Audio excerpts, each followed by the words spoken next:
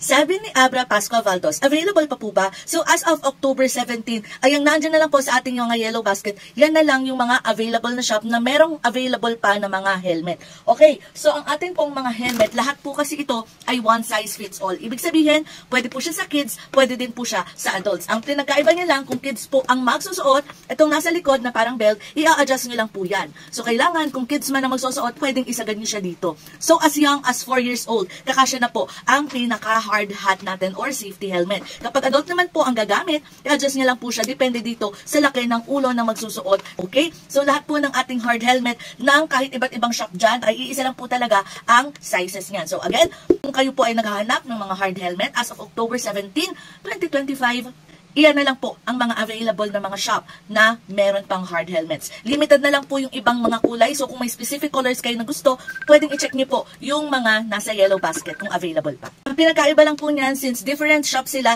different prices din po ang kanilang mga hard helmets. When it comes to quality, same lang din naman po sila ng mga quality. So ayan, check out na po habang meron pa. Mag-update ulit ako bukas kung ano yung mga shop na meron pang mga hard helmets. At sa mga umorder na, make sure na i-double check niyo po kung makakancel yung inyong mga order kasi may ilang mga shop na nakakancel dahil ubos na yung stock. So double check nyo na lang po at kung sakali na-cancel, i-comment nyo na lang din po dyan yung name ng shop para ma-heads up po natin sila. So ayan, maraming salamat, mag-ingat po kayo and God bless.